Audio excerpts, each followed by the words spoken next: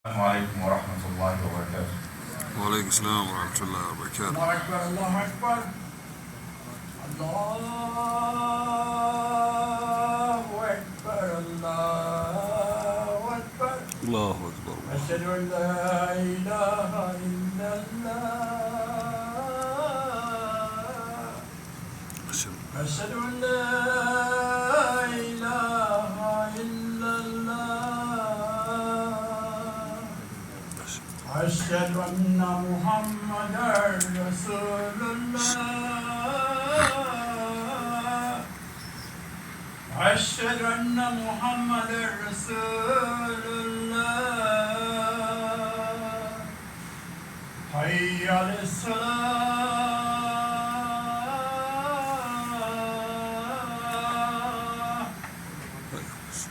حي على الصلاة حي على الفلاح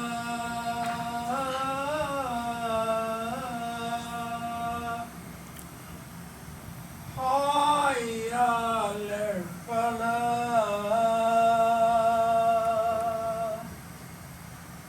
الله أكبر الله أكبر الله أكبر. الله لا إله إلا الله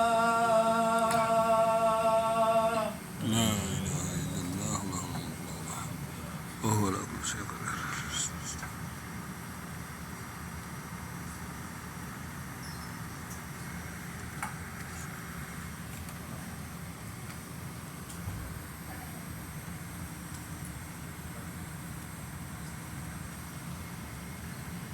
أعوذ بالله من الشيطان الرجيم. بسم الله الرحمن الرحيم.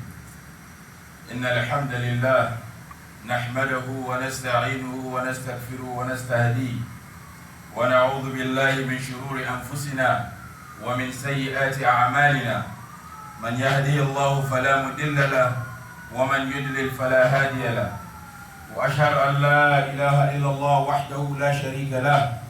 وأشهد أن سيدنا وحبيبنا محمدا صلى الله عليه وسلم وعلى آله وأصحابه ومن تبعهم بإحسان إلى يوم الدين. يا أيها الذين آمنوا اتقوا الله حق تقاته ولا تموتن إلا وأنتم مسلمون. يا أيها الناس اتقوا ربكم الذي خلقكم من نفس واحدة وخلق منها زوجها وبث منهما رجالا كثيرا ونساء واتقوا الله الذي تساءلون به والأرحام إن الله كان عليكم رقيبا. يا أيها الذين آمنوا اتقوا الله وقولوا قولا سديدا يصلح لكم أعمالكم ويغفر لكم ذنوبكم ومن يطع الله ورسوله فقد فاز فوزا عظيما. أما بعد, dear brothers and sisters in Islam, our noble mother and the wife of the Prophet Muhammad sallallahu alayhi wasallam, by name Aisha, that we all know, had an incident in her life that taught us a big lesson as Muslims. Aisha embarked on a journey with the Prophet sallallahu alayhi wasallam and the Sahaba, and when they returned, there was rumor going around that Aisha, subhanallah, had committed zina. And when this information came, some of the believers were of the view that, subhanallah, how can Aisha commit zina? Others who were part of the hypocrites, the munafiqun, were spreading the rumor that indeed Aisha committed what she has been accused of, to the extent that she had to go home and live with her parents for more than a month, according to some scholars, for some scholars also for nearly a month. In this period, Aisha was in great pain because of the accusations leveled against her. Her husband, the Prophet Muhammad sallallahu alaihi wasallam, was in great anxiety because his wife, his household, has been put in in a state of confusion. The father of Aisha, who we know to be Abu Bakr, the chief confidant of Rasul sallallahu alaihi wasallam, was also very worried because his daughter was not good, in good shape, and there was nothing he can do to salvage the situation. They remained in that great difficulty for a while till Allah subhanahu wa ta'ala in Surah An-Nur brought 10 verses to clear the name of Aisha, to declare her innocence, and announce that those who leveled that Aisha had committed zina were indeed saying nothing but falsehood.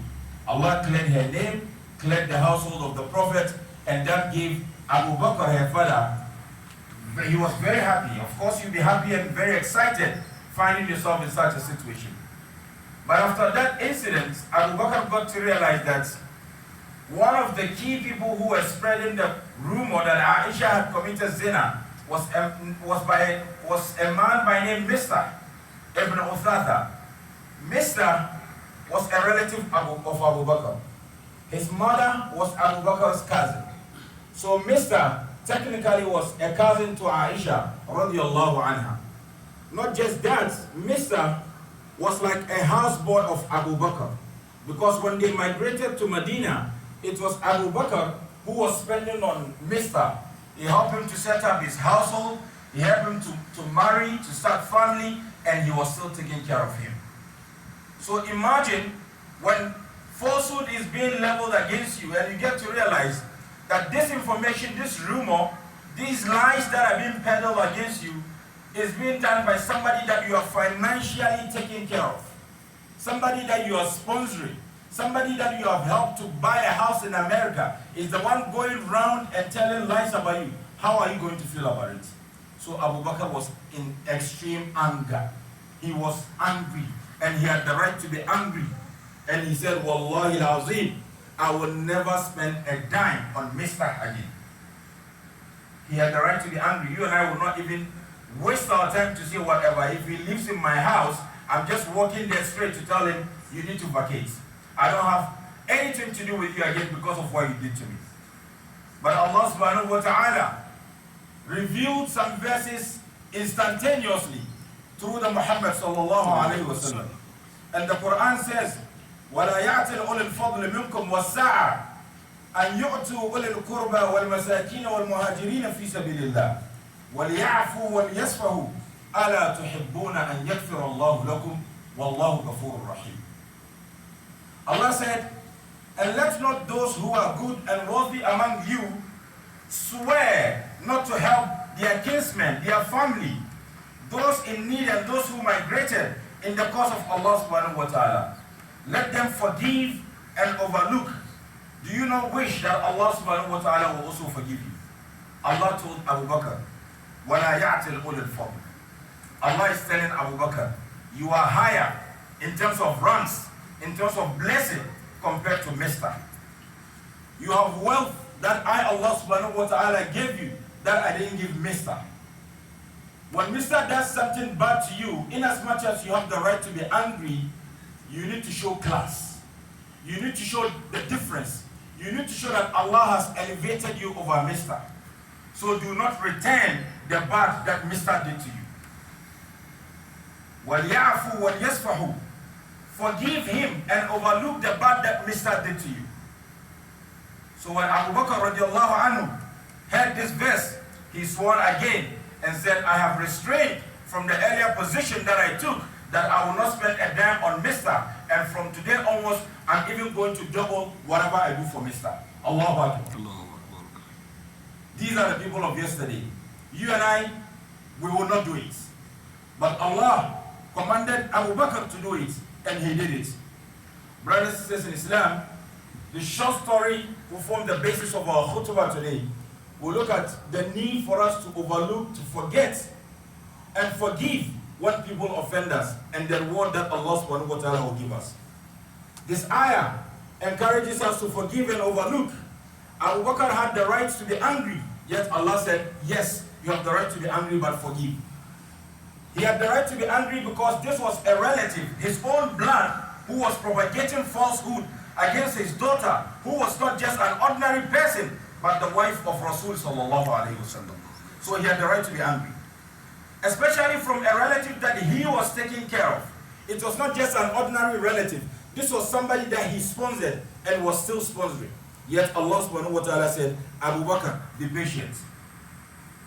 Dear Muslims, As far as we live, we will offend each other.